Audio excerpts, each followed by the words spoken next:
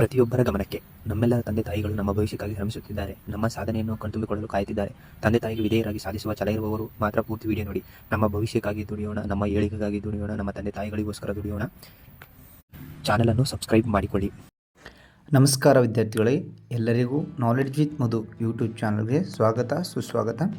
ಇವತ್ತಿನ ಟಾಪಿಕ್ ಕರ್ನಾಟಕದ ವಿಶೇಷ ಮಾಹಿತಿಗಳು ಭಾಗ 3. ಅಂದರೆ ಕಳೆದ ಒಂದು ಕಾಂಪಿಟೇಟಿವ್ ಎಕ್ಸಾಮ್ಸ್ಗಳಲ್ಲಿ ಬಂದಿರುವಂತಹ ಕರ್ನಾಟಕದ ಬಹುಮುಖ್ಯ ಪ್ರಶ್ನೆಗಳನ್ನು ಒಂದು ಕಡೆ ಆಯ್ಕೆ ಮಾಡಿ ನಾನು ಪಾರ್ಟ್ ರೀತಿ ನಾನು ಮಾಡ್ತಾಯಿದ್ದೀನಿ. ಆಲ್ರೆಡಿ 2 ಪಾರ್ಟ್ ಆಗಿದೆ. ಈಗ 3ನೇ ಪಾರ್ಟ್ ಬರುತ್ತೆ ಮತ್ತು ನೆಕ್ಸ್ಟ್ 4-5 ಪಾರ್ಟ್ ಕೂಡ ಬರುತ್ತೆ. ಅದಕ್ಕೋಸ್ಕರ ನಮ್ಮ ಚಾನಲ್ನ ಸಬ್ಸ್ಕ್ರೈಬ್ ಮಾಡ್ಕೊಳ್ಳಿ ಮತ್ತು ಪಕ್ಕದಲ್ಲಿರೋ ಬೆಲ್ಲೈಕನ್ನು ಅಲ್ಲಿಗೆ ಸೆಲೆಕ್ಟ್ ಮಾಡ್ಕೊಳ್ಳಿ. ನಿಮ್ಮ ಮೊದಲನೇ ಪ್ರಶ್ನೆ ಈ ರೀತಿಯಾಗಿದೆ. ಕರ್ನಾಟಕದ ಪ್ರತಿಷ್ಠ ಸಾಹಿತ್ಯ ಪ್ರಶಸ್ತಿ ಯಾವುದಾಗಿದೆ? ಆಪ್ಷನ್ ಎ ಪಂಪ ಪ್ರಶಸ್ತಿ, ಆಪ್ಷನ್ ಬಿ ರನ್ನ ಪ್ರಶಸ್ತಿ, option C Padma Bhushan, option D Eklavya ಪ್ರಶಸ್ತಿ.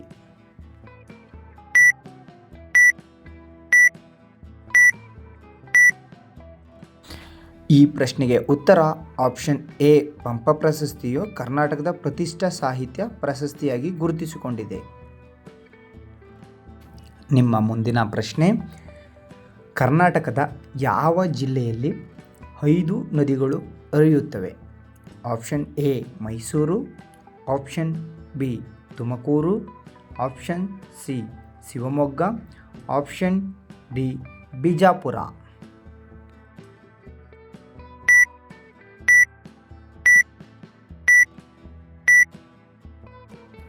ಈ ಪ್ರಶ್ನೆಗೆ ಉತ್ತರ ಆಪ್ಷನ್ ಡಿ ಬಿಜಾಪುರ. ಕರ್ನಾಟಕದ ಬಿಜಾಪುರದಲ್ಲಿ 5 ನದಿಗಳು ಹರಿಯುತ್ತವೆ. ನಿಮ್ಮ ಮುಂದಿನ ಪ್ರಶ್ನೆ, ಕರ್ನಾಟಕದಲ್ಲಿ ಉಪ್ಪಿನ ಸತ್ಯಾಗ್ರಹ ನಡೆಸಿದ ಊರು ಯಾವುದು? Option A Kudremukh, option B Ankola, option C Mysuru, option D Bidar.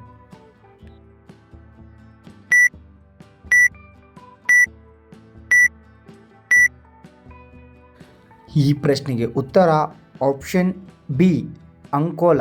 ಕರ್ನಾಟಕದಲ್ಲಿ ಉಪ್ಪಿನ ಸತ್ಯಾಗ್ರಹ ನಡೆಸಿದ ಊರು ಅಂಕೋಲ ಎಂದು ಪರಿಗಣಿಸಲಾಗಿದೆ. ನಿಮ್ಮ ಮುಂದಿನ ಪ್ರಶ್ನೆ, ಕರ್ನಾಟಕದಲ್ಲಿ ರೈಲು ಮಾರ್ಗ ಅಂದರೆ ರೈಲು ಸಂಪರ್ಕವಿಲ್ಲದ ಜಿಲ್ಲೆ ಯಾವುದು? Option A Mysuru, option B Mandya, option C Kolar, option D Kodagu.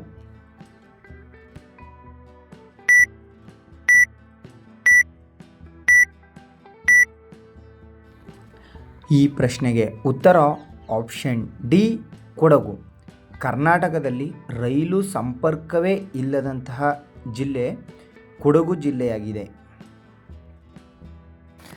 ನಿಮ್ಮ ಮುಂದಿನ ಪ್ರಶ್ನೆ, ಕರ್ನಾಟಕದ ಕಡಲತೀರ ಭಾರ್ಗವ ಎಂದು ಯಾರನ್ನು ಕರೆಯುತ್ತಾರೆ?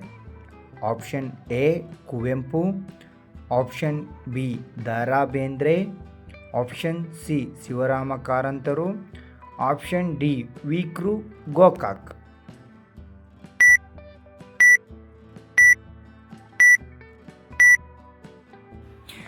ಈ ಪ್ರಶ್ನೆಗೆ ಉತ್ತರ ಆಪ್ಷನ್ ಸಿ ಶಿವರಾಮ ಕಾರಂತರನ್ನು ಕರ್ನಾಟಕದ ಕಡಲತೀರ ಭಾರ್ಗವ ಎಂದು ಕರೆಯಲಾಗಿದೆ.